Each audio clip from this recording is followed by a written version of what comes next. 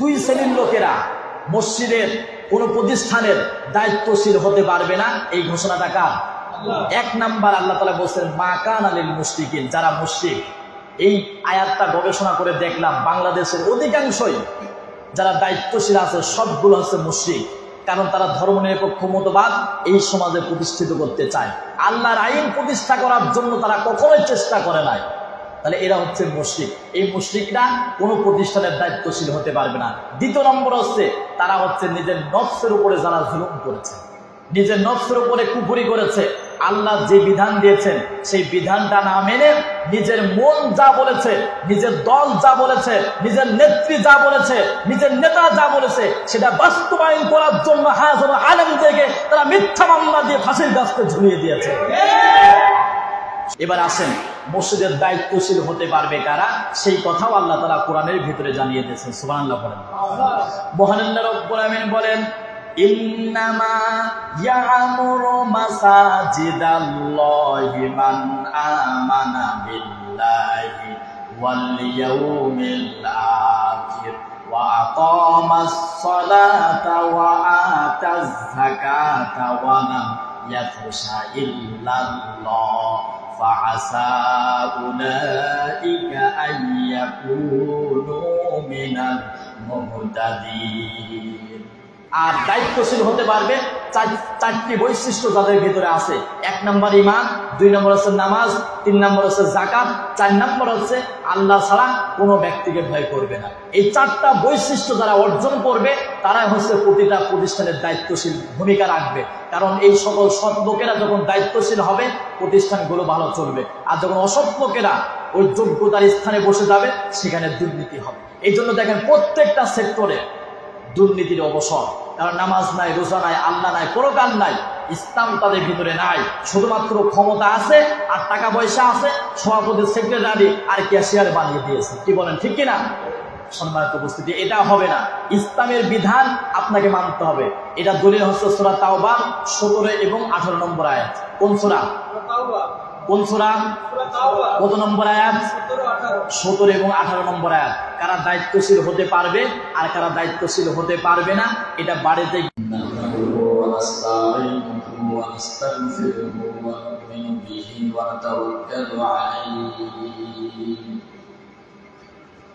ونعوذ بالله من شرور أنفسنا ومن سيئات أعمالنا من يهده الله فلا مضل له ومن يضلله فلا هادي له ونشهد أن لا إله إلا الله وحده لا شريك له ونشهد أن سيدنا وحبيبنا ومولانا محمدا عبده ورسوله الذي أرسله بالحق بشيرا ونذيرا وداعيا إلى الله بإذنه وسراجا منيرا فقد قال الله تعالى في كلامه المجيد وفرقانه الحميد أعوذ بالله من الشيطان الرجيم بسم الله الرحمن الرحيم ما كان للمشركين أن يعمروا مساجد الله شاهدين على أنفسهم بالكفر أولئك حبطت أعمالهم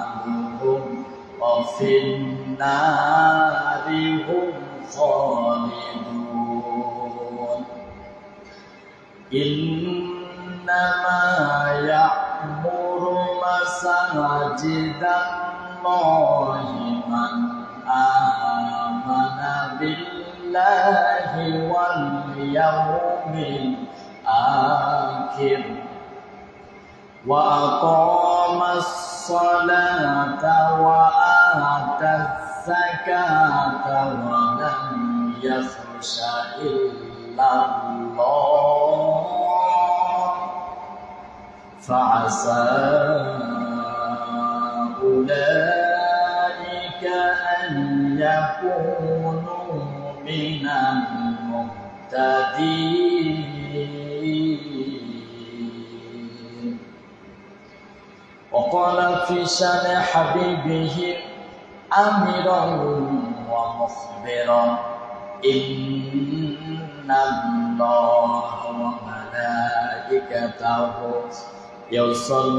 يصلون على النبي يا أيها الذين آمنوا صلوا عليه وسلموا تسليما اللهم صل على محمد وعلى آل محمد كما صليت على إبراهيم وعلى آل إبراهيم إنك حميد مجيد اللهم بارك على محمد وعلى آل محمد كما باركت على إبراهيم وعلى آل إبراهيم إنك حميد مجيد الحمد لله رب العالمين والصلاة والسلام على رسوله الكريم সকল প্রশংসা সে আল্লাহ সুবহানাহু ওয়া তাআলার দরবারে যে আল্লাহ সুবহানাহু ওয়া তাআলা আজকের এই জুম্মার দিন আমাদেরকে উপস্থিত হওয়ার তৌফিক দান করেছেন। এই জন্য সে আল্লাহ পাকের দরবারে লাখ কোটি শুকরিয়া আদায় করছি, সকলের জবান ছেড়ে দিয়ে করছি আলহামদুলিল্লাহ। দরুদ ও তাসলিম পাঠাই বিশ্ব মানবতার মুক্তির দিশারি সাইয়্যিদুল মুরসালিন খাতামুন নাবিয়্যিন সর্বযুগের সর্বশ্রেষ্ঠ মহামানব বিশ্বনবী জনাবে মুহাম্মদ রাসূলুল্লাহ সকলে বলি সাল্লাল্লাহু আলাইহি ওয়াসাল্লাম। আমরা দোয়া করি তামাম পৃথিবীর ভূখণ্ড থেকে চির বিদায় নিয়ে অন্ধকারবিহীন কবরে শুয়ে আছেন আমাদের আত্মীয় স্বজনগণ, পাড়া প্রতিবেশীগণ, কোরআনের জন্য, ইসলামের জন্য, দেশের জন্য যারা জীবন দিয়েছে, আল্লাহ তাআলা তাদের জীবনের সকল অপরাধগুলো ক্ষমা করে দিয়ে কবরগুলোকে জান্নাতুল ফিরদাউসের মেহমান হিসাবে কবুল করে নেন। সকলে বলি আল্লাহুম্মা আমিন। সম্মানিত উপস্থিতি, বিশ্ববাসীর আঙ্গিনায় বিশ্ববাসীর হেদায়েতের জন্য আল্লাহ তাআলা কোরআনে কারীমকে নাযিল করেছেন, যেই কিতাব পৃথিবীর মানুষের সকল সমস্যা সমাধান দিয়েছেন, যেই কিতাব পৃথিবীর মানুষের সকল অধিকার ফিরিয়ে দিয়েছেন, যেই কিতাব পথহারা পথভোলা মানুষের অধিকার ফিরিয়ে দিয়েছেন, সাদা কালো সকল মানুষের বৈষম্য দূর করেছেন, যেই কিতাব চরিত্রহীন মানুষকে চরিত্রের উপহার দিয়েছেন, যেই কিতাব পৃথিবীর মানুষের জানমালের যখন অনিরাপত্তা ছিল তখন এই কিতাব মানুষদেরকে জানমালের নিরাপত্তা দান করেছেন, যেই মানুষগুলো ওষুধ চাইতে খারাপ হয়ে গিয়েছিল সেই সকল মানুষদেরকে আল্লাহ তাআলা মনুষ্যত্ববোধ দান করেছেন সেই কিতাবের মাধ্যমে। এই জন্য আমাদের ব্যক্তি জীবন থেকে আন্তর্জাতিক জীবন পর্যন্ত প্রত্যেকটি ক্ষেত্রে যদি উন্নত শিখর তৈরি করতে হয়, চরিত্রবান নৈতিকতা তৈরি করতে হয়, তাহলে তামাম পৃথিবীর মানুষদেরকে সেই কিতাব থেকে কথা শুনতে হবে এবং বাস্তব জীবনে আমল করবার চেষ্টা করতে হবে।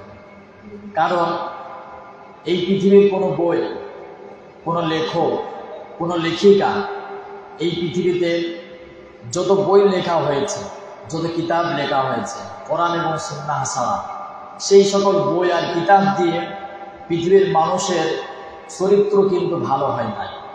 যদি আমরা ভালো করে লক্ষ্য করে দেখি এই পৃথিবীতে সবচেয়ে দুর্নীতি করে কারা?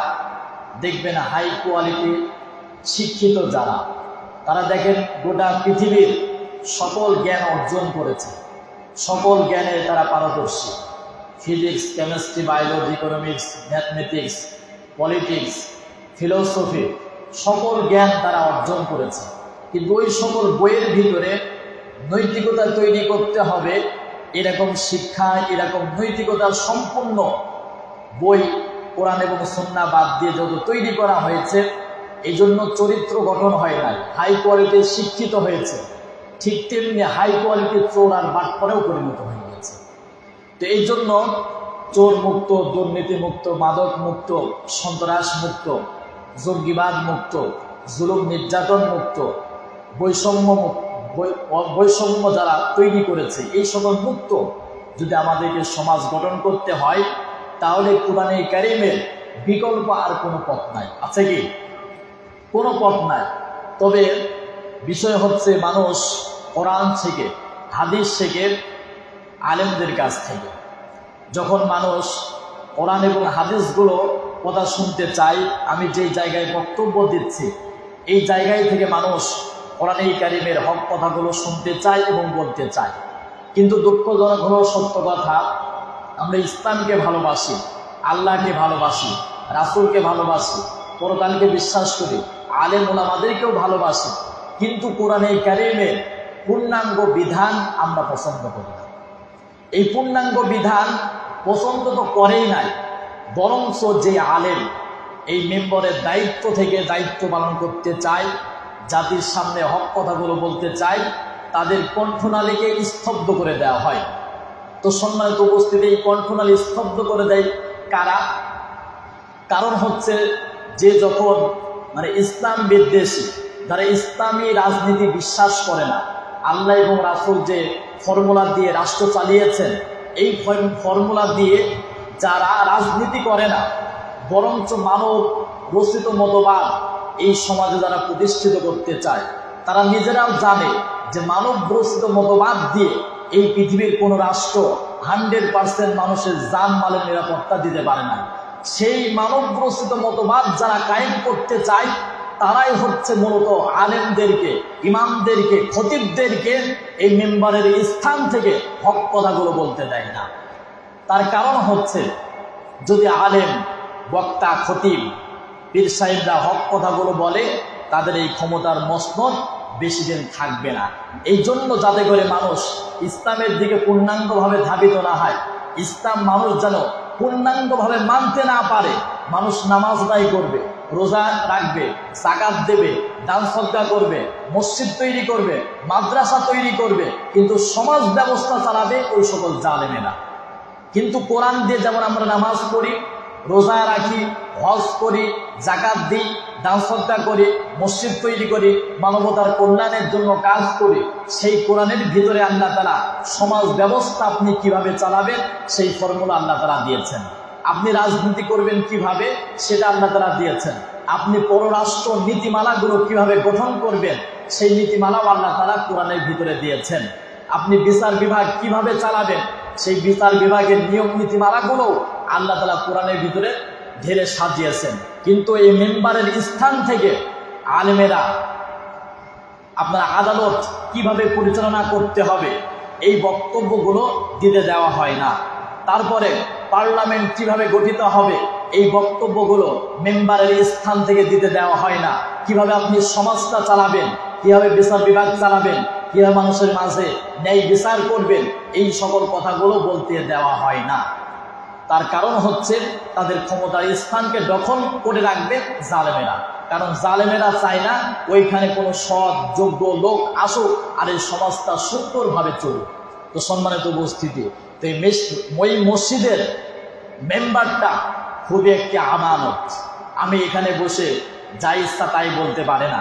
এইখানে বসে আমি কোরআনে কারিমের হক কথাগুলো গোপন করতে পারি না।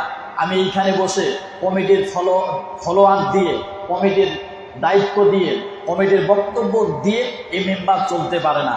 একজন খতিব একটা খুতবা হবে যুগ উপযোগী খুতবা। খুতবা কাকে বলে জানতে হবে। এই যে আমি বক্তব্য দিচ্ছি এটাই হচ্ছে খুতবা।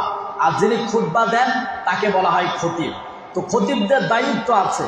একজন ডাক্তারের দায়িত্ব যদি আপনাকে জিজ্ঞাসা করা হয়, তো আপনি বলবেন একজন যোগ্য ডাক্তারের দায়িত্ব হচ্ছে যখন তার কাছে কোনো রোগী যাবে, তার কি রোগ হয়েছে, এটা 1 নাম্বার হচ্ছে এই রোগটা নির্ণয় করতে হবে।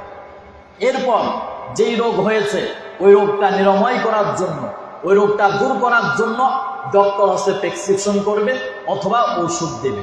এটা হচ্ছে একজন যোগ্য বিজ্ঞ একজন ডক্টরের কাজ। কি বলেন, ঠিক কিনা? ঠিক তেমনি একজন খতিবেরও, একজন ইমামেরও, একজন বক্তারও দায়িত্ব হচ্ছে এটা, যে এই সমাজের মূল সমস্যাটা কোথায়, এর মূল সমস্যাটা কোথায় এটা চিহ্নিত করা। এই জামানার মানুষের সবচাইতে কোন জিনিসটা প্রয়োজন, এখন কোন জিনিসটা প্রয়োজন, এটা আগে একজন আলেমের নির্ণয় করা, এবং ওই সমস্যাটা কিভাবে সমাধান করা যায়, কিভাবে কাজ করলে, কিভাবে বক্তব্য দিলে, কিভাবে নির্ণয় করলে ওই জুলুম, ওই অত্যাচার, ওই রোগটা নির্ময় হবে, এটা নির্ণয় করে বক্তব্য দেবে খতিব। এটাই হচ্ছে যোগ্য একজন ব্যক্তি, খতিবের দায়িত্ব।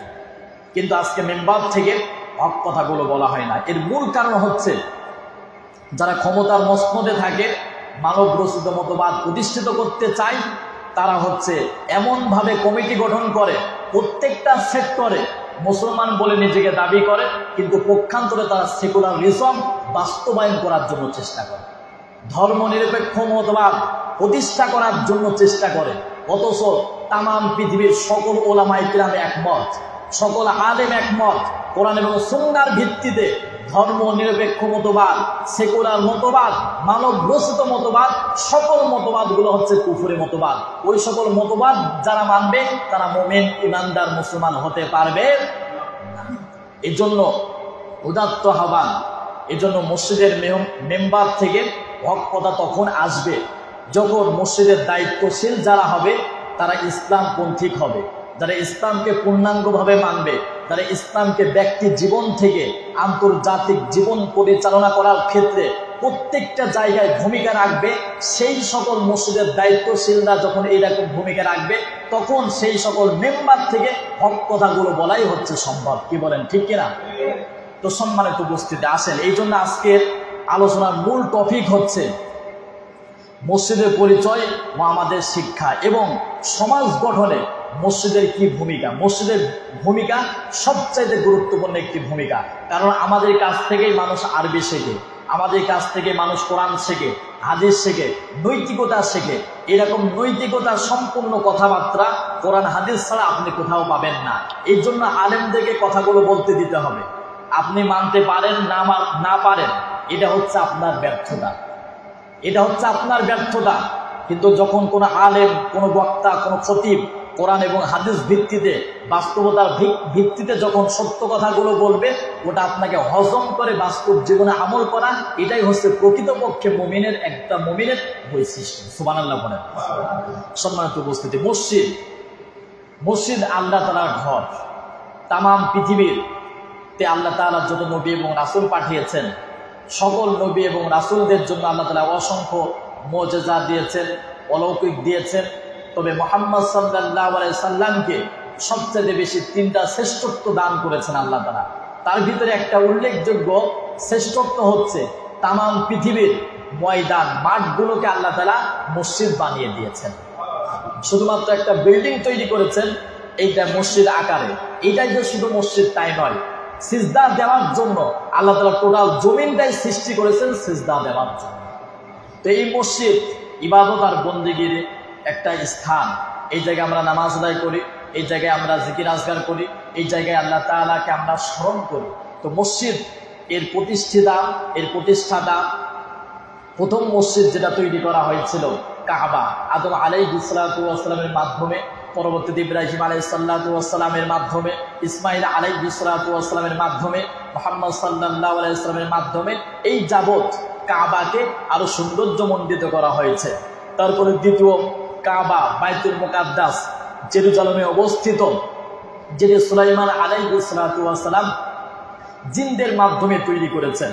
এই জন্য মসজিদের ভূমিকা আছে, মসজিদের গুরুত্ব আছে এবং মসজিদ তৈরি করার ফজিলত আছে। বিশ্বনবী সাল্লাল্লাহু আলাইহি সাল্লাম বলেছেন, মান বানা লিল্লাহি মাসজিদান ফীহি বাইতান ফিল জান্নাহ, নবীজি সাল্লাল্লাহু আলাইহি সাল্লাম বলেছেন, কোনো ব্যক্তি যদি একটা মসজিদ তৈরি করে বা মসজিদের তৈরি করার জন্য সাহায্য সহযোগিতা করে, জান্নাতে আল্লাহ তাআলা তার জন্য একটা বাড়ি নির্মাণ করবেন।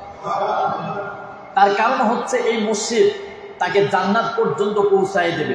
দুনিয়ার কোনো কেন্দ্রবিন্দু, কোনো শিক্ষা প্রতিষ্ঠান যেখানে কোরআন নাই, হাদিস নাই, শুধুমাত্র মানুষের তৈরি করা বই আছে, সেইখানে নৈতিকতা সৃষ্টি করাবে না, সেখানে মানুষকে জান্নাতে মুখী করবে না। এই মসজিদই কেমন পারে মানুষদেরকে জান্নাত পর্যন্ত পৌঁছায় দিতে। সুবহানাল্লাহ। তাহলে মসজিদের, এবার আসেন, এই মসজিদের দায়িত্বশীল থাকে, মসজিদের দায়িত্বশীল থাকে, এই মসজিদের দায়িত্বশীলদের কি বৈশিষ্ট্য থাকবে, আবার এই মসজিদের দায়িত্বশীল কারা হতে পারবে না, সেটা আল্লাহ তাআলা কোরআনের ভিতরে বলে দিয়েছেন। সুবহানাল্লাহ বলেন।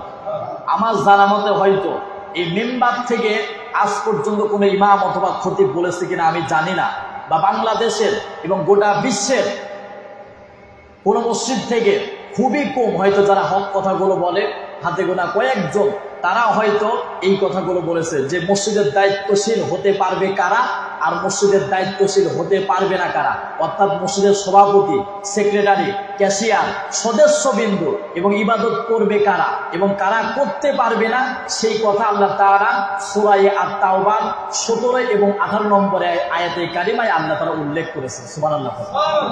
সূরা আত-তাওবা বিশ্বনবী সাল্লাল্লাহু আলাইহি ওয়াসাল্লামের মাদানী জিন্দেগিতে এই সূরাটি অবতীর্ণ করা হয়েছে। এই সূরার মোট আয়াত সংখ্যা 129টি, রুকু সংখ্যা হচ্ছে 16টি। তার ভিতরে আমি আপনাদের সামনে 17 এবং 18 নম্বর আয়াতে কারিমা তেলাওয়াত করেছি। আল্লাহ তাআলা কি বলছেন? মা কানা লিল মুশরিকিনা আইয়ামুরু মাসাজিদাল্লাহি শাহিদিনা আলা আনফুসিহিম বিল কুফর।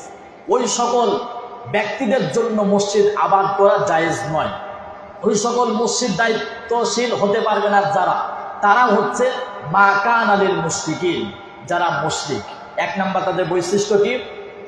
জোরে বলেন। মসজিদের দায়িত্বশীল হতে পারবে না যারা, তাদের এক নাম্বার বৈশিষ্ট্য তারা হচ্ছে মুশরিক। তারা কি? মুশরিক। এখন মুশরিক কাকে বলে? এটা হচ্ছে আরবি শব্দ, এর মূল মাদ্দা শিন র কাফ, শিরক অর্থাৎ অংশীদারি স্থাপন করা, একাত্মবাদ বাদ দিয়ে বহুবাদ সৃষ্টি করা, আল্লাহ যেটা পারে সেটা পরিবর্তে অন্য কেউ পারে এটা বিশ্বাস করা। তো যারা শিরক স্থাপন করে আল্লাহ তাআলার সাথে, তাদেরকে বলা হয় আরবিতে মুশরিক। তাদেরকে কি বলে? মুশরিক। এখন আসলে আল্লাহ তাআলার সাথে আমরা কিভাবে শিরক স্থাপন করি? আল্লাহ তাআলার সাথে আমরা বিভিন্নভাবে অংশীদারি স্থাপন করি। আল্লাহ তাআলার রুবুবিয়্যাতের ক্ষেত্রে, আল্লাহ তাআলা ইবাদত করার ক্ষেত্রে, আল্লাহ তাআলার ওয়াহদানিয়াতের ক্ষেত্রে আমরা শিরক স্থাপন করি। ইবাদত করার ক্ষেত্রে আমরা ইবাদত করার ক্ষেত্রে কিভাবে শিরক করি? আমরা আল্লাহ তাআলার কাছে চাই। আমরা কার কাছে চাই? কিন্তু এই পৃথিবীতে অসংখ্য মানুষ আছে যারা আল্লাহ তাআলার কাছে চায় না। তারা মনে করে আল্লাহ যেটা দিতে পারে সেটা হয়তো অন্য কেউ দিতে পারে না, অথবা আল্লাহ যেটা দিতে পারে সেটা অন্য কোনো ব্যক্তিও দিতে পারে। যেমনটা পৃথিবীর মানুষের সুখ এবং সমৃদ্ধির জন্য আল্লাহ তাআলা কোরআন দিয়েছেন, বিশ্বনবী সাল্লাল্লাহু আলাইহি সাল্লাম প্র্যাকটিক্যাল নমুনা দিয়েছেন একটা সুখী সমৃদ্ধি রাষ্ট্র কিভাবে গঠন করতে হয়। কিন্তু অসংখ্য মানুষ আছে যারা বিশ্বাসই করে না যে ইসলাম পূর্ণাঙ্গ সমস্যা সমাধান দিতে পারে।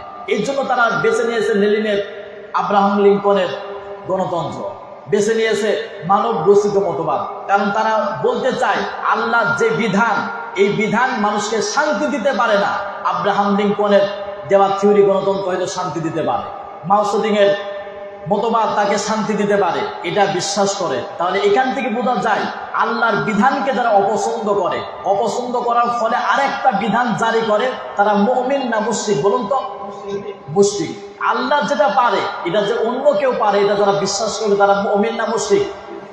মুশরিক। এই যে আল্লাহর আইনের পরিবর্তে আপনি আরেকটা আইন নিয়ে এসেছেন, এটা যারা বিশ্বাস করে এরা কখনোই মুমিন হতে পারে না, এরা হচ্ছে মুশরিক। তাহলে ইবাদত করার ক্ষেত্রে, আল্লাহর বিধান মানার ক্ষেত্রে একমাত্র আইনদাতা, বিধানদাতা কার মানতে হবে? আরো জোরে বলেন। এবার আইন দেওয়ার ক্ষেত্রে আল্লাহ তাআলা দিয়েছেন আপনি নামাজ আদায় করবেন, যাকাত দেবেন, দান সদকা করবেন, ভালো ভালো কাজ করবেন, মানবতার কল্যাণের জন্য কাজ করবেন, আপনি ন্যায় ভিত্তিক সমাজ প্রতিষ্ঠাটা করবেন, চুরির বিচার করবেন, ডাকাতের বিচার করবেন, সন্ত্রাসের বিচার করবেন, জঙ্গিবাদের বিচার করবেন, যারা দুর্নীতি করে তাদের বিচার করবেন, যারা জুলুম করে তাদেরও বিচার করতে হবে।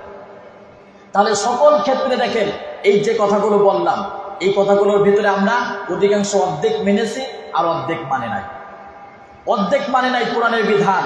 তাহলে এই জায়গায় আমরা যেহেতু ইসলামের অর্ধেকটা মেনেছি আর অর্ধেকটা যেহেতু মানে নাই, তাহলে এই ক্ষেত্রে কি যারা অর্ধেক মানবে আর যারা অর্ধেক মানবে না তারা কি মুমিন না মুশরিক? বলুন তো, মুশরিক। তাহলে যেই সকল মুশরিক এখন বাংলাদেশের যদি জরিপ করে দেখা যায় এই বিগত দিনগুলোতে অধিকাংশ যারা দায়িত্বশীল, সে মসজিদে হোক, মাদ্রাসাতে হোক, বিভিন্ন প্রতিষ্ঠানে হোক, সকল অধিকাংশই দেখা যায় 90-95% দায়িত্বশীলেরা হচ্ছে মানব প্রসূত মতবাদ যারা কায়েম করে তাদের একজন একজন কর্মী, একজন একজন সদস্য।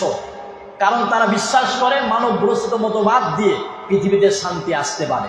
এই জন্য তারা সেকুলারিজম প্রতিষ্ঠিত করতে চায়, আল্লাহর আইন জমিনে প্রতিষ্ঠিত করতে চায় না। তাহলে যারা আল্লাহ জমিনে আল্লাহর দিন কায়েম করতে চায় না, কোরআন দিয়ে সংসদ চলুক এটা চায় না, এরা মুমিন না মুশরিক?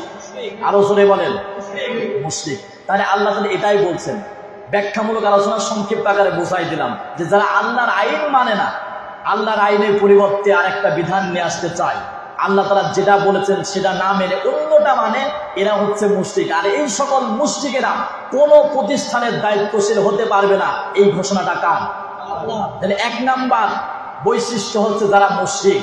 এরপর আছে 2 নম্বর, মা কানা লিল মুশরিকিনা আইয়ামুরু মাসাজিদাল্লাহ, মা কানা লিল মুশরিকিনা বিআনফুসিহিম বিল কুফ, যারা নিজের নফসের উপরে জুলুম করেছে, কুফরি করেছে, নিজের নফস যেটা বলেছে সেটা যারা করেছে। অধিকাংশ দায়িত্বশীল যারা মসজিদের, তারপরে মাদ্রাসা, তারপরে বিভিন্ন প্রতিষ্ঠানের, দেখবেন তারা নিজের নফসের উপরে জুলুম করেছে। কিভাবে করেছে? আল্লাহর অসংখ্য আইনকে তারা অস্বীকার করেছে। অধিকাংশ দায়িত্বশীলরাই নামাজও ঠিক মতো পড়ে না, আছে না নাই? অথচ মসজিদের, মাদ্রাসা, বিভিন্ন প্রতিষ্ঠানের দায়িত্ব নিয়ে বসে আছে, আল্লাহর আইন মানে না, নামাজও ঠিক মতো পড়ে না, যাকাতও ঠিক মতো দেয় না, বরঞ্চ প্রতিষ্ঠানের অর্থগুলো তাদের আত্মসাৎ করে বিভিন্ন জায়গায় পাচার করে দেয়। এবার এরা কোনো প্রমাণও পাওয়া গিয়েছে। তবে যারা ভালো তাদের জন্য আলহামদুলিল্লাহ, যারা এই কামগুলো করে আমি কিন্তু তাদেরকেই বলতেছি। এই জন্য রাগ করবে তারা, এই অপকর্ম দুর্নীতি করে হচ্ছে যারা, কি করেন, ঠিক না? সম্মানিত উপস্থিতি, তাহলে 2 শ্রেণীর লোকেরা মসজিদের কোন প্রতিষ্ঠানের দায়িত্বশীল হতে পারবে না। এই ঘোষণাটা কার? 1 নাম্বার আল্লাহ তাআলা বলছেন মা কানা লিল মুশরিকিন, যারা মুশরিক। এই আয়াতটা গবেষণা করে দেখলাম বাংলাদেশের অধিকাংশই যারা দায়িত্বশীল আছে সবগুলো হচ্ছে মুশরিক। কারণ তারা ধর্মনিরপেক্ষ মতবাদ এই সমাজে প্রতিষ্ঠিত করতে চায়, আল্লাহর আইন প্রতিষ্ঠা করার জন্য তারা কখনোই চেষ্টা করে নাই। তাহলে এরা হচ্ছে মুশরিক। এই মুশরিকরা কোনো প্রতিষ্ঠানের দায়িত্বশীল হতে পারবে না। 2 নম্বর হচ্ছে তারা হচ্ছে নিজের নফসের উপরে যারা জুলুম করেছে, নিজের নফসের উপরে কুফরি করেছে, আল্লাহ যে বিধান দিয়েছেন সেই বিধানটা না মেনে নিজের মন যা বলেছে, নিজের দল যা বলেছে, নিজের নেত্রী যা বলেছে, নিজের নেতা যা বলেছে সেটা বাস্তবায়ন করার জন্য হাজারো আলেমদেরকে তারা মিথ্যা মামলা দিয়ে ফাঁসির গাছকে ঝুলিয়ে দিয়েছে। সম্মানিত উপস্থিতি, এই যে নিজের উপরে যে নফস, এই জন্য আল্লাহ তাআলা বলছেন এই 2 শ্রেণীর লোক যদি কোনো মসজিদের দায়িত্বশীল হয়, যারা মুশরিক আর যারা নিজেদের নফসের উপরে জুলুম করে, এই সকল 2 শ্রেণীর লোকের বৈশিষ্ট্য যারা, তারা কখনোই মেম্বারের ভূখণ্ডে বসে আলেমদেরকে হক কথা বলতে দেয় নাই। কি বলেন, ঠিক কিনা? এই জন্য আল্লাহ তাআলা এই জন্যই নিষেধ করেছেন, যারা মুশরিক হয় তারা জমিনে ইসলাম প্রতিষ্ঠিত হোক তারা চায় না। যারা নিজের নফসের উপরে কুফরি করেছে, জুলুম করেছে, তারাও কখনো চায় না যে এই জমিনে আল্লাহর দ্বীন কায়েম হোক। এই জন্য আল্লাহ তাআলা বলেছেন তারা কখনোই কোনো প্রতিষ্ঠানের দায়িত্বশীল হতে পারবে। শুধু তাই নয়, এই সকল মুশরিকরা যদি ভালো ভালো কাজ করে, মসজিদ করে, মাদ্রাসা করে, বিভিন্ন প্রতিষ্ঠানের দায়িত্ব হোক, সে কাবা শরীফের সভাপতি হোক, আর সে যেই হোক না কেন, আল্লাহ তাআলা বলেছেন উলাইকা হাবিতাত আমালুহুম, আল্লাহ তাআলা বলেছেন সে যত ভালো কাজ করেছে সকল আমলগুলো আল্লাহ তাআলা বরবাদ করে দেবেন। নাউজুবিল্লাহ বলতে পারেন না? তাহলে অসংখ্য প্রতিষ্ঠানের দায়িত্বশীল আছে, যারা মুশরিক এবং নিজের নফসের উপরে কুফরি করেছে, আল্লাহ তাআলা বলছেন তাদের আমলগুলো কি হয়ে যাবে? চিন্তা করে দেখেছেন? এই জন্য তওবা করে ফেলেন, ফিরে আসেন, আল্লাহ তাআলা মাফ করে দেবে। জোরে বলেন ইনশাআল্লাহ। শুধু তাই নয়, শুধু যে তার আমলগুলো বাদ দিয়ে দেবে আল্লাহ তাআলা তা না। আল্লাহ তাআলা বলছেন ফিন নারি হুম খালিদুন, তারা চিরস্থায়ীভাবে জাহান্নামে প্রবেশ করবে। নাউজুবিল্লাহ। চিন্তা করেছেন?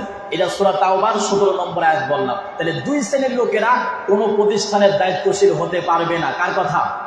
এক নাম্বার যারা মুশরিক, দুই নম্বর হচ্ছে যারা নিজের নফসের উপরে কুফরি করেছে, নিজের বিবেকটাকে জাগ্রত করে নাই, নিজের নফস যা বলেছে, নিজের অন্য কেউ যে কথা বলেছে সেটার উপরে সে নিজে ইস্তেকামাত হয়ে গিয়েছে।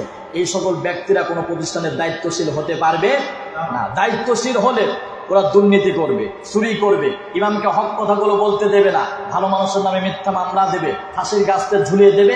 এটাই বাস্তব রূপ আমরা বিগত দিনে দেখে এসেছি। কি বলেন, ঠিক কিনা? এবং মসজিদের মেম্বার থেকে যে সকল আলেমরা হক কথাগুলো বলে তাদের ইমামতি পর্যন্ত বিতাড়িত করা হয়। ইমামের দোষটাকে কোনো দোষ নাই, হুজুর রাজনীতি করে। হুজুর রাজনীতি করবে সেটা হচ্ছে কোরআনের নীতি দিয়ে। এই নীতির কথাগুলো বলতে গিয়ে ওই সকল দায়িত্বশীলরা হাজারো আলেমদেরকে এই মসজিদের মেম্বার থেকে বিতাড়িত করে দেওয়া হয়েছে। এই জন্য এরা দায়িত্বশীল হতে পারবে না। এবার আসেন, মসজিদের দায়িত্বশীল হতে পারবে কারা, সেই কথাও আল্লাহ তাআলা কোরআনের ভিতরে জানিয়ে দিয়েছেন। সুবহানাল্লাহ বলেন।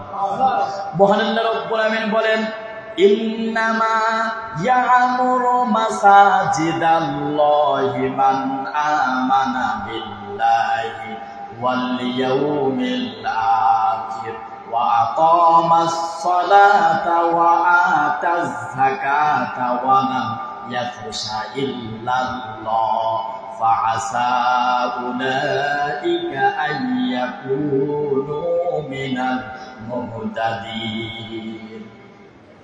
সূরা তাওবার 18 নম্বরে আল্লাহ তাআলা বলেন যে প্রতিষ্ঠানের দায়িত্বশীল হতে পারবে কারা, মসজিদ আবাদ করতে পারবে কারা, দায়িত্বশীল হতে পারবে কারা, তাদের এক নাম্বার বৈশিষ্ট্য হচ্ছে তারা ঈমান আনবে আল্লাহ এবং পরকালের প্রতি। সুবহানাল্লাহ বলেন। তাহলে এক নাম্বার হচ্ছে ঈমান। এই ঈমানটা মজবুত থাকতে হবে, কোনো বাতিল শক্তির কাছে মাথা নত হবে না। ইমাম হক কথাগুলো বলবে কোরআন এবং হাদিস থেকে। হক কথাগুলো যদি বলে সেটাকে আপনাকে সাপোর্ট করতে হবে এবং বলতে দিতে হবে, কারণ আল্লাহর কথা বলে। কোনো ইমাম, কোনো খতিব, কোনো দলের এজেন্ডা বাস্তবায়ন করার জন্য এই জায়গায় বসে না। কোনো ইমাম যদি হক কথাগুলো বলে, এই জমিনে কোনো ব্যক্তির আইন প্রতিষ্ঠা করার জন্য কথা বলে না, তারা প্রতিষ্ঠিত করতে চায় আল্লাহর কোরআনের বিধানের আইন। কথা বলেন, ঠিক কিনা? সম্মানিত উপস্থিতি, তাহলে আল্লাহর প্রতি পূর্ণাঙ্গ আপনার বিশ্বাস থাকতে হবে। আল্লাহর প্রতি পূর্ণাঙ্গ বিশ্বাস থাকলে আপনি আল্লাহর আইনগুলোকে মেনে নেবেন, আল্লাহ যা বলেছেন সেগুলো স্বীকার করবেন। আবার পরকাল জগৎকে যদি আপনি বিশ্বাস করেন, আপনি বিশ্বাস করবেন যে পরকাল জগৎ আপনাকে জবাবদিহিতা করতে হবে, তাহলে আপনি আল্লাহর ভয় হৃদয়ের ভিতরে জাগ্রত করবেন এবং পরকাল জগৎকে বিশ্বাস করবেন। এই জন্য দায়িত্বশীলদের এক নাম্বার বৈশিষ্ট্য হচ্ছে তারা হচ্ছে ঈমান আনবে কার উপরে? এবং পরকালের উপরে ঈমান থাকতে হবে। যারা দায়িত্বশীল হবে তাদের ঈমানটা থাকতে হবে, তাদের ঈমান থাকতে হবে পূর্ণাঙ্গভাবে কার উপরে? আল্লাহ তারা শান্তি দিতে পারেন, মুক্তি দিতে পারেন, কল্যাণ দিতে পারেন, সফলতার মঞ্জিলে পৌঁছা দিতে পারেন, এটা আপনাকে বিশ্বাস করতে হবে। তাহলে এক নাম্বার হচ্ছে ঈমান থাকতে হবে ইস্তেকামাত হিসাবে। দুই নম্বর আছে ওয়াকামাস সালাত, নামাজ কায়েম করতে হবে। অসংখ্য দায়িত্বশীল আছে মসজিদের, মাদ্রাসার, প্রতিষ্ঠানের 5 ওয়াক্ত নামাজ আদায় করে না, আছে না নাই? শুধুমাত্র ক্ষমতার বলে, পাওয়ারের বলে, ধন সম্পত্তির কারণে দায়িত্বশীল হিসাবে বসে আছে, মসজিদের সামনে কাতারে খুঁজে পাওয়া যায় না। কি কোন ঠিক না? সম্মানিত উপস্থিতি, তাহলে 2 নাম্বার বৈশিষ্ট্য হচ্ছে আকামুস সালাত, তারা নামাজ কায়েম করবে। 3 নাম্বার হচ্ছে ওয়াতাজ যাকাত, তারা যাকাত প্রদান করবে। যারা দায়িত্বশীল হবে তাদের 3 নাম্বার দায়িত্ব হচ্ছে তারা যাকাত প্রদান করবে, নিজে যাকাত দেবে, সমাজ থেকে যাকাতের কালেকশন তাদের উপরে দায়িত্ব থাকবে। তো যাকাত দেখা যায় অধিকাংশ মানুষ আজকে যাকাত দিতে চায় না। যাকাতের গুরুত্বটা এতটাই, হযরত আবু বকর সিদ্দিক রাদিয়াল্লাহু তাআলা আনহু যখন ক্ষমতায় ছিলেন, তিনি বলেছিলেন আমার জামানায় যদি কেউ একটা ছাগলের, একটা বকরির, একটা রশিকে কেউ যদি যাকাত দিতে অস্বীকার করে, আমি আবু বকর সহ আমার যারা আছে আমরা তাদের বিরুদ্ধে যুদ্ধ ঘোষণা দিলাম। চিন্তা করেন, কেউ যদি একটা ছাগলের রশি পর্যন্ত যাকাত দিতে অস্বীকার করে, তার বিরুদ্ধে হযরত আবু বকর সিদ্দিক রাদিয়াল্লাহু তাআলা যুদ্ধের ঘোষণা দিয়েছেন।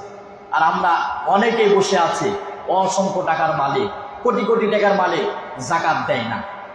অফি আমওয়ালিহিম হাক্কুন লিসাইলি ওয়াল মাহরুম, সূরা জারিয়াতের 19 নম্বরে আল্লাহ তাআলা বলেছেন, হে ধনীরা, তোমাদের ধন সম্পত্তির ভিতরে বঞ্চিত এবং প্রার্থীদের অধিকার রয়েছে। ওই ধন সম্পদ আপনার না, আপনার উপরে যদি নিসাব পরিমাণ সম্পদ আপনার থাকে, তাহলে আপনাকে যাকাত দিতে হবে। এই জন্য যারা দায়িত্বশীল হবে, তাদের 3 নম্বর দায়িত্ব হচ্ছে তারা যাকাত দেবে। অধিকাংশই দেখা যায় যাকাত তো দেয়ই না, ওই সকল প্রতিষ্ঠানের টাকাগুলো দুর্নীতি করে বিদেশের ভূখণ্ডে পাঠিয়ে দেয়। এরকম লোক আছে না নাই? বেগম পাড়া তৈরি করে, দেশের টাকা আত্মসাৎ করে বিদেশের ভূখণ্ডে পাচার করে, বড় বড় বিল্ডিং তৈরি করে, অর্থনৈতিককে দুর্বল করে দেয়। এরকম লোক আছে না নাই? এরা কিন্তু প্রত্যেকটা জায়গায় কিন্তু দায়িত্বশীল এরা। এই জন্য আল্লাহ তাআলা বলছেন 3 নম্বর বৈশিষ্ট্য, যারা প্রতিষ্ঠানের দায়িত্বশীল হবে, মসজিদের দায়িত্বশীল হবে, তাদের 3 নম্বর কাজ হচ্ছে তারা যাকাত প্রদান করবে। 4 নম্বর হচ্ছে ওয়ালাম ইয়াখশা ইল্লাল্লাহ, তারা আল্লাহ ছাড়া কোনো ব্যক্তিকে ভয় করবে না। কিন্তু দেখেন, যে যেখানে দায়িত্বশীল হিসাবে আছেন, সে মসজিদ বলেন, মাদ্রাসায় বলেন, তারপর যে বিভিন্ন প্রতিষ্ঠানে বলেন, তারা কিন্তু উপরের লেভেলের মানুষদেরকে ভয় করে। আছে না নাই? কারণ সে যদি আলেমদেরকে হক কথাগুলো বলতে দেয়, সে যদি প্রতিষ্ঠানের পরিচালকদেরকে যদি ন্যায় নিষ্ঠাভাবে পরিচালনা করার কথা বলে, তার উপরে প্রেশার আছে, উপরে চাপ আছে। উপরে কারা? উপরে তো পাঠিয়েছে আমরাই, কি কন ঠিক কিনা? আমাদের ট্যাক্সের টাকায়, আমাদের ঘাম ঝরানোর টাকায় এই দেশকে পরিচালনা করার জন্য আমরা খরচ করি। তাদেরকে তো আমরা চাকরের জায়গায় রেখেছি, কিন্তু তারা মনিব হিসাবে দায়িত্ব পালন করে। আছে না নাই? এটা তারা ভুলে যায়।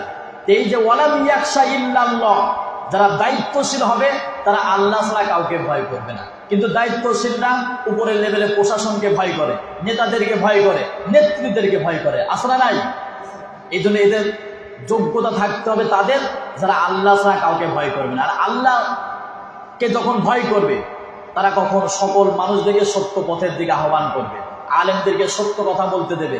আলেমরা, খতিবরা মেম্বারের স্থান থেকে কোরআন এবং হাদিস থেকে সত্যগুলো উপস্থাপনা করবে। কারণ কমিটির ভয়েই অধিকাংশ ইমামরাই সত্য কথাগুলো বলতে পারে না। সম্মানিত উপস্থিতি, তাহলে কোন প্রতিষ্ঠানের দায়িত্বশীল যারা হবে মসজিদের, তাদের বৈশিষ্ট্য হবে কয়টা? আরো জোরে বলেন। এরা মুখস্থ করতে হবে। যেহেতু প্রতিটা প্রতিষ্ঠানের দায়িত্বশীলরা যখন আল্লাহ তাআলাকে ভয় করবে, নামাজ আদায় করবে, যাকাত দেবে, আল্লাহর প্রতি পূর্ণাঙ্গভাবে বিশ্বাস স্থাপন করবে, তখন ওই প্রতিষ্ঠানটা সুন্দরভাবে চলবে। তাছাড়া যদি নামাজ ঠিক মতো পড়ে না, রোজা রাখে না, যাকাত দেয় না, আল্লাহ তাআলাকে ভয় করে না, ওই সকল প্রতিষ্ঠানগুলো ধ্বংস হবে এবং দুর্নীতি তৈরি হবে এবং ওই প্রতিষ্ঠানগুলো থেকে সত্য কখনো উন্মোচিত হবে না। এই জন্য আমাদেরকে দায়িত্বশীল হতে হবে, প্রত্যেকটা সেক্টরে দায়িত্বশীল হতে হবে। এই 4টা গুণ যাদের ভিতরে পাওয়া যাবে, তারাই হবে প্রতিটা প্রতিষ্ঠানের, প্রতিটা স্থানের দায়িত্বশীল। আমরা চেষ্টা করতে পারবো তো? এবার এই 4টা গুণ যারা বৈশিষ্ট্য অর্জন করবে, আল্লাহ তাআলা বলছেন এরাই হচ্ছে হেদায়েত প্রাপ্ত, এবং এদেরকে আল্লাহ তাআলা মাফ করে দিয়ে জান্নাত পর্যন্ত পৌঁছায় দেবে। সম্মানিত উপস্থিতি, তাহলে আজকে আমরা জানলাম যে মসজিদের দায়িত্বশীল হতে পারবে না কয় শ্রেণী? আরো জোরে বলেন। 1 নম্বর হচ্ছে মুশরিক যারা, 2 নম্বর হচ্ছে যারা নিজের নফসের উপরে কুফরি করেছে অথবা জুলুম করেছে। এই 2 শ্রেণী কোনো প্রতিষ্ঠানের দায়িত্বশীল হতে পারবে না।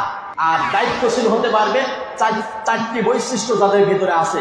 1 নম্বর ঈমান, 2 নম্বর হচ্ছে নামাজ, 3 নম্বর হচ্ছে যাকাত, 4 নম্বর হচ্ছে আল্লাহ ছাড়া কোনো ব্যক্তিকে ভয় করবে না। এই 4টা বৈশিষ্ট্য যারা অর্জন করবে, তারাই হচ্ছে প্রতিটা প্রতিষ্ঠানের দায়িত্বশীল ভূমিকা রাখবে। কারণ এই সকল সৎ লোকেরা যখন দায়িত্বশীল হবে, প্রতিষ্ঠানগুলো ভালো চলবে। আর যখন অসৎ লোকেরা ওই যোগ্যতার স্থানে বসে যাবে, সেখানে দুর্নীতি হবে। এই জন্য দেখেন প্রত্যেকটা সেক্টরে দুর্নীতির অবসর। কারণ নামাজ নাই, রোজা নাই, আল্লাহ নাই, পরকাল নাই, ইসলাম তাদের ভিতরে নাই। শুধুমাত্র ক্ষমতা আছে আর টাকা পয়সা আছে, সভাপতি, সেক্রেটারি আর ক্যাশিয়ার বানিয়ে দিয়েছে। কি বলেন, ঠিক কিনা? সম্মানিত উপস্থিতি, এটা হবে না। ইসলামের বিধান আপনাকে মানতে হবে। এটা দলিল হচ্ছে সূরা তাওবা 17 এবং 18 নম্বর আয়াত। কোন সূরা? কোন সূরা? কত নম্বর আয়াত? 17 এবং 18 নম্বর আয়াত। কারা দায়িত্বশীল হতে পারবে আর কারা দায়িত্বশীল হতে পারবে না, এটা বাড়িতে